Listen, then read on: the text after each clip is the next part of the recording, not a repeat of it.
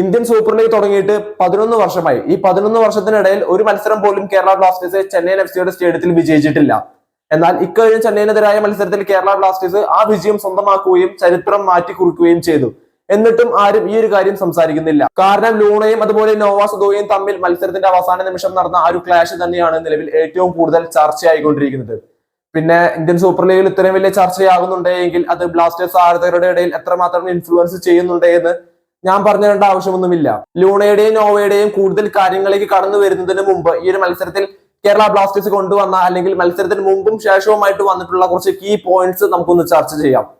മത്സരത്തിൽ കേരള ബ്ലാസ്റ്റേഴ്സ് ഏറ്റവും വലിയ മാറ്റം കൊണ്ടുവന്നത് അത് നോവ സദോയെ പുറത്തിരുത്തിക്കൊണ്ട് മറ്റൊരു യുവതാരത്തിന് അവസരം നൽകി എന്ന് തന്നെയാണ്. And the second point is, മത്സരം തുടങ്ങിയ സമയത്ത് തന്നെ കേരള ബ്ലാസ്റ്റേഴ്സിന് ഗോൾ നേടുവാൻ സാധിച്ചത് തീർച്ചയായിട്ടും വലിയൊരു കോൺഫിഡൻസ് ബ്ലാസ്റ്റേഴ്സിന് നൽകിയ ഒരു കാര്യം തന്നെയാണ്. ചെന്നൈയിൻ എഫ്സിക്കെതിരായ ഈ ഒരു മത്സരത്തിൽ കേരള ബ്ലാസ്റ്റേഴ്സിനെ ഏറ്റവും കൂടുതൽ ഹെൽപ്പ് ചെയ്ത മറ്റൊരു പോയിന്റ് ആണ് ചെന്നൈയിൻ എഫ്സിയുടെ താരമായ വിൽമർ ജോർദാനെ ലഭിച്ച റെഡ് കാർഡ്. അദ്ദേഹത്തിന് റെഡ് കാർഡ് ലഭിച്ചതിന് ശേഷം അദ്ദേഹത്തിന് റെഡ് കാർഡ് കൊടുക്കണമായിരുന്നു, ഒരു യെല്ലോ കാർഡിൽ ഒതുക്കിയാൽ മതിയായിരുന്നില്ലേ എന്ന് നമ്മളെ കൊണ്ട് തോന്നിപ്പിക്കുന്ന രീതിയിലുള്ള കുറച്ച് കാര്യങ്ങളായിരുന്നു നമ്മൾ അതിനുശേഷം കണ്ടിട്ടുണ്ടായിരുന്നത്. പറഞ്ഞിട്ട് കാര്യമില്ല, നമ്മൾ ഇതേപോലെയുള്ള കുറെ സിറ്റുവേഷനിലൂടെ ഈ സീസണിൽ തന്നെ കടന്നു പോയിട്ടുമുണ്ട്. ജീസസ് ഹിമിനിസ് നേടിയ ഗോളിന്റെ സമാനമായ രീതിയിൽ തന്നെയായിരുന്നു കോറു സിംഗിന്റെ ഗോളും നമ്മൾ മത്സരത്തിൽ കണ്ടിട്ടുണ്ടായിരുന്നത്.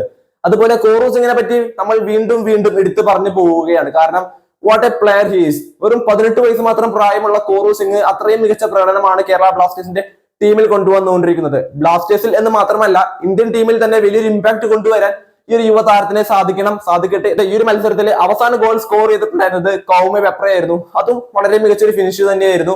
ചെന്നൈയിൻ FC ഈ ഒരു മത്സരത്തിൽ കേരള ബ്ലാസ്റ്റേഴ്സിനെതിരെ ഗോൾ നേടിയത് അത് വിൻസി ബെറാറ്റോയിലൂടെയായിരുന്നു.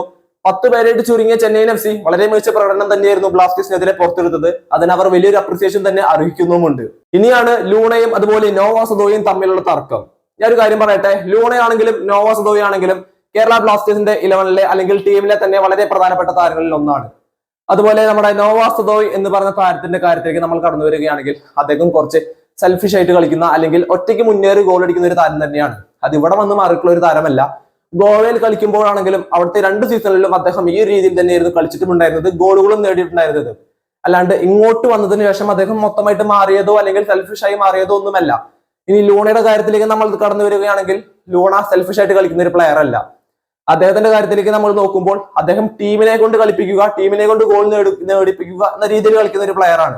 അത് നമ്മൾ ഈ സീസൺ ഉടനീളവും കണ്ടിട്ടുണ്ട്. കാരണം അസിസ്റ്റുകൾ മാത്രമാണ് ഈ സീസണിൽ ലൂണ നൽകിയിട്ടുള്ളത്, ഗോളുകൾ നൽകിയിട്ടില്ല. അതിപ്പോൾ ലൂണയ്ക്ക് ഗോൾ അടിക്കാൻ പറ്റാനിട്ടല്ല, അദ്ദേഹം അടിക്കാനിട്ടാണെന്ന് നമുക്ക് പല തവണയും തോന്നിപ്പോകാറുണ്ട്. അതും ശരിയാണ്. മത്സരത്തിൽ സബ്ബായി കൊണ്ടിറങ്ങിയ നോവ സദോയ് എങ്ങനെയെങ്കിലും ഒരു ഗോൾ നേടണമെന്ന ഉറച്ച തീരുമാനത്തോടുകൂടി തന്നെയായിരുന്നു ഈ ഒരു മത്സരത്തെ സമീപിച്ചിട്ടുണ്ടായിരുന്നത്. അതുപോലെ പല ഷോട്ടുകളും അദ്ദേഹത്തിന്റെ ഭാഗത്ത് നിന്ന് നമുക്ക് മത്സരത്തിന്റെ അവസാന നിമിഷങ്ങളിൽ കാണുവാനും സാധിച്ചിട്ടുണ്ടായിരുന്നു. എന്നാൽ മത്സരത്തിന്റെ അവസാന നിമിഷം ബ്ലാസ്റ്റേഴ്സ് നടത്തിയ ആ ഒരു കൗണ്ടർ അറ്റാക്ക് കൃത്യമായി ഗോളാക്കി മാറ്റാനുള്ള അവസരം അവിടെ ഉണ്ടായിരുന്നുവെങ്കിലും നോവ സദോയ് അത് ഇഷാൻ പണ്ഡിതയ്ക്ക് പാസ് നൽകാതെ സ്വയം അത് അറ്റംപ്റ്റ് ചെയ്യുകയും അത് പുറത്തേക്ക് പോകുന്ന സാഹചര്യം ഉണ്ടായപ്പോഴാണ് ലൂണയ്ക്ക് ഇത്രയും അധികം ദേഷ്യം വന്നിട്ടുണ്ടായിരുന്നത്.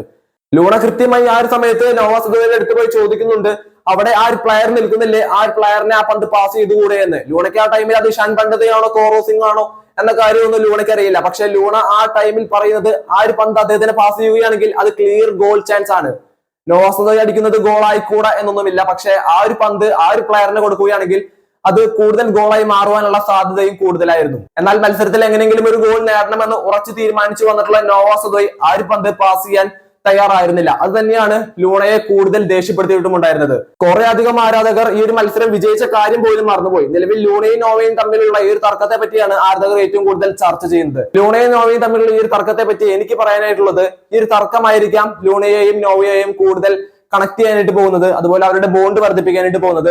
അതുകൊണ്ട് കേരള ബ്ലാസ്റ്റേഴ്സിനെ ഈ ഒരു കാര്യം പോസിറ്റീവായിട്ട് ബാധിക്കുവാനുള്ള സാധ്യതകളുണ്ട്. എല്ലാ കാര്യങ്ങളിലും നെഗറ്റീവ് മാത്രം നോക്കിയിട്ട് കാര്യമില്ല. ഈ ഒരു കാര്യമാണെങ്കിൽ ഒരു പോസിറ്റീവായിട്ടും നമുക്ക് എടുക്കാം. അതുപോലെ ഈ ഒരു ഇൻസിഡന്റിനേക്കാൾ കൂടുതലായിട്ട് നമുക്ക് ഓർത്തു വെക്കാൻ പറ്റുന്ന കുറെ അധികം കാര്യങ്ങൾ ഈ ഒരു മത്സരത്തിൽ നമുക്ക് കാണുവാൻ സാധിച്ചിട്ടുണ്ടായിരുന്നു. ഇന്ത്യൻ സൂപ്പർ ലീഗ് തുടങ്ങിയിട്ട് 11 വർഷമായിട്ട് ആദ്യമായിട്ടാണ് കേരള ബ്ലാസ്റ്റേഴ്സ് ചെന്നൈയിൻ FC അവരുടെ ഹോം സ്റ്റേഡിയത്തിൽ പരാജയപ്പെടുത്തിയിട്ടുണ്ടായിരുന്നത്. അതുപോലെ കേരള ബ്ലാസ്റ്റേഴ്സിന്റെ യങ് ടാലന്റ് കോറു സിംഗിന്റെ വളരെ മികച്ച പ്രകടനവും അതുപോലെ അദ്ദേഹത്തിന്റെ ഇന്നത്തെ ഗോളും അതെല്ലാമാണ് നമ്മളിവിടെ അപ്രീഷിയേറ്റ് ചെയ്യേണ്ടത്. അതുപോലെ കേരള ബ്ലാസ്റ്റേഴ്സിനെതിരെ ചത്തു കളിച്ച ചെന്നൈയിൻ FC 10 പേരായിട്ട് കളിച്ചെങ്കിലും അവർ വളരെ മികച്ച പ്രകടനമായിരുന്നു ബ്ലാസ്റ്റേഴ്സിനെതിരെ പുറത്തെടുത്തിട്ടുണ്ടായിരുന്നത്. എന്തായാലും ഇതുമായി ബന്ധപ്പെട്ട് നിങ്ങളുടെ അഭിപ്രായം കമന്റ് ചെയ്യുക. ബൈ.